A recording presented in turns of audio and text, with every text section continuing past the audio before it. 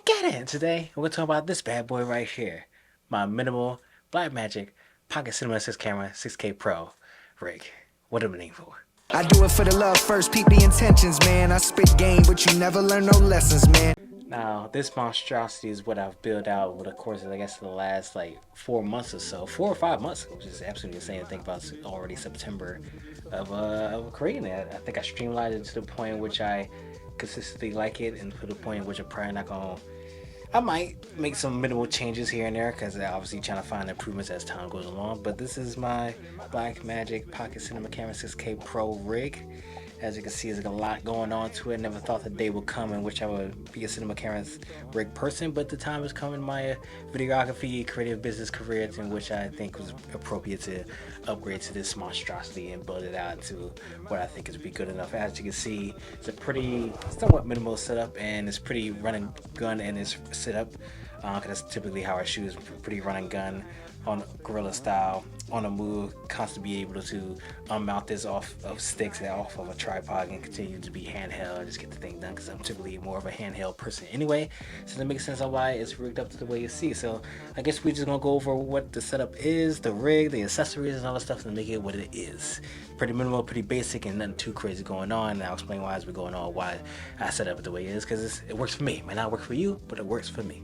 So obviously the camera itself is the Blackmagic Pocket Cinema Camera 6K Pro. The name is absolutely insane. Thank God they just minimalized it to the next camera that's coming out, the Pixis. That's a 6K camera that's coming out in the next coming months or so. But yeah, this camera's been out like 3-4 years at this point, so it's pretty old, but pretty new to me, obviously, and then it fits all the needs I need. Obviously, a 6K resolution. 6K resolution is plenty enough. I think at least 4K in this day and age in 2024, headed to 2025. But 6K definitely gives me that heat in which I need a project that needs 6K. That extra resolution is definitely helpful. And obviously, the body itself is pretty interesting because it is more DSLR-esque shape, which I thoroughly enjoy because I come from a DSLR background. I'm recording on a Canon EOS RP right now. I have a Canon EOS R6. As you can see, the R6 has a body grip on there, so extra battery life. So I'm pretty not new at all to the style of the body, but obviously the cube shape of a body would be more useful, more suitable for rigging, but this would definitely get the job done, as in well, the cube style bodies can get very expensive. Obviously you got the Komodo, the Pixis is coming out like I mentioned before, and Alexas, Sony Baranos, going on and on and on. But for the body shape that I'm pretty used to is the DSLR shape, so it might not be the best, it might not be the most suitable for all situations, but it's definitely suitable for me. I guess we go to the cage itself. The cage is the Knit C cage. It's about like $50 or so on Amazon. Nice and cheap and affordable. It just protects the body. It just allows for all the rigging accessories that you see on here, from 3/8 mounts, quarter mounts. All that stuff is plenty all around it on the cage itself. And I guess we go on to the top handle. Top handle is a newer top handle. I got this as soon as I got the cage for the camera. Obviously it's a 3/8 screw, so you just screw it on there. It pretty much never move unless you just got to tighten it over time every now and again. Every few use cases, probably just got to tighten it up. And then on top of there, I have this Siri, and that mounts on for the monitor. Obviously this 6K Pro has a great quality screen. The tilt screen is very high quality, brightness. The menu system is pretty simple and basic, but obviously it's stagnant. You can't really move it too much, and the monitor is definitely going to be helpful for when you want to rig it up. Obviously you can move the monitor at whichever point you want to, and not just be stuck to the body itself. And going on with the monitor itself, the monitor is the OC Lemon. I don't know if it's lemon or lemon. I'm gonna make it fancy and say Lemon 5. I had this for about a month or so now. Very high quality, pretty bright. It's a 4K monitor with 1080p output, and yeah, it's pretty relatively new. I think it's only like the monitor itself is like 2 years old or so on the marketplace, but I thoroughly enjoyed it. It's pretty simple menu system, the different settings and the applications you can put on there. You put LUTs on there, so it definitely gets the job done. And I don't have a reason to upgrade for the OC Lemon 5 monitor. Some other things, I guess we go on to audio side of things. As you can see on there, for audio, I have the D4 Mini, I believe is what it's called. I've had this for several years now. Obviously, it's just a mini shotgun mic. It's nothing too complicated. I do plan on upgrading to like a more like bigger shotgun mount that's obviously pretty decent, pretty pretty mobile. But for this minimal size, it definitely gets the job done. But obviously, you always want more, get better. I am looking at further options to upgrade that to like a sub $250 shotgun mic. I do have some other mics like these Hollyland, like portable mics, wireless mics. If I want to live up somebody, I could definitely have these as an option as well. I can also plug that into the D4 Mini, and I could plug directly into the microphone itself, and then have the wireless mic in case I want to mic someone up, but still have that directional audio from the mic from the D4 Mini itself. So that's a great option that the D4 Mini has from Deity. For battery, obviously battery is a big problem for the Blackmagic cameras.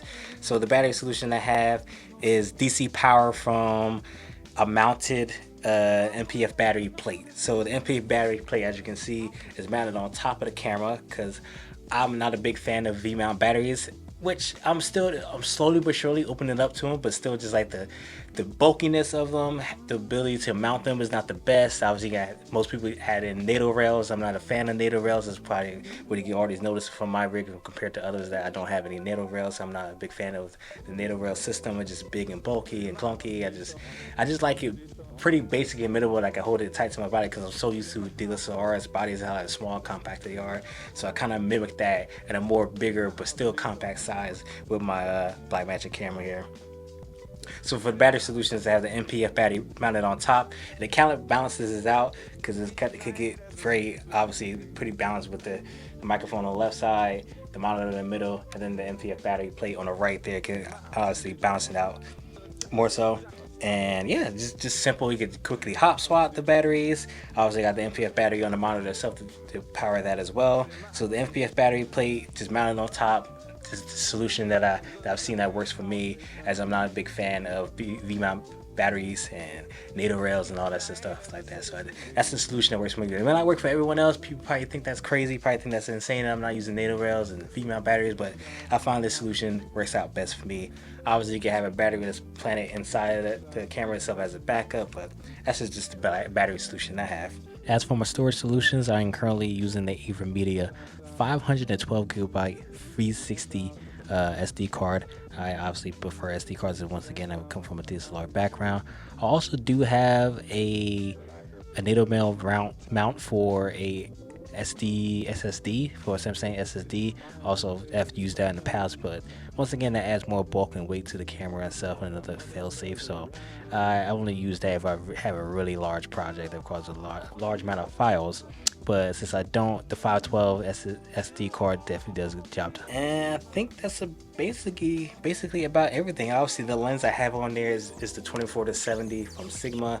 I have plenty of Sigma lenses. I have the 35, I have the 50, 24-7 like I have here. I do not have the legendary 1835. It seems like everyone who has a Blackmagic camera, from the 4K, the regular 6K, the 6K Pro, the 6K 4 frame, everyone has an 1835. I do not have that, but I probably will get that just for this camera itself, because I'm probably going to have this camera for at least 2 odd years or so. Maybe the next camera be a C70, maybe it'll be something else down the road. I was at the C400 from Canon. It looks absolutely insane, but I don't need a C400. So this camera would definitely get the job done. I guess if y'all are interested, why don't we switch to what the Blackmagic Pocket Cinema Camera 6K Pro looks. Let's switch on right about. And this is what the Blackmagic Pocket Cinema Camera 6K Pro looks like now. Obviously, the aspect ratio might be a little bit different because obviously this is a crop sensor camera. But tell me how the image looks. Was this a depth of field change? Does it look significantly different? Obviously, the lens is a little bit different. The camera itself is different. The sensor is a whole lot of differences going on. But definitely comment down below what you think about the images. Is one of the final images you get from the camera. Obviously, the lenses and everything else could change. But yeah, this is what the image looks like. Comment down below what you think about my rig. What you think about accessories, some of the improvements I can do. Obviously, there's some limitations that I purposely put on myself because I just didn't see I have the interest in them, or I just think they significantly slow me down, or just obviously didn't like it. Just like the NATO rail system. A lot of people love NATO rails. I personally do not like NATO rails, so that's one of the options I had to forego, and now forego it with the plate itself. So definitely comment below what you think about my rig and what some of the improvements I can do, and what is your Blackmagic Pocket Cinema Camera 6K Pro rig may look like. Man, that name scheme is just absolutely trash. Definitely comment that all down below. So, if you like the video, please like the video. I got more content like this always coming soon, so please subscribe. Man, it's been a while since I've done an angle like this, man. Straight on. I'm so used to having the angle from the desk setup to keep it a push, but now let's go back to the old days of having the straight on long scale. You can see all the vinyls on the wall. It's been a while since I've done it like this. It's been a while since I've done the angle like this. See you on next video. Peace.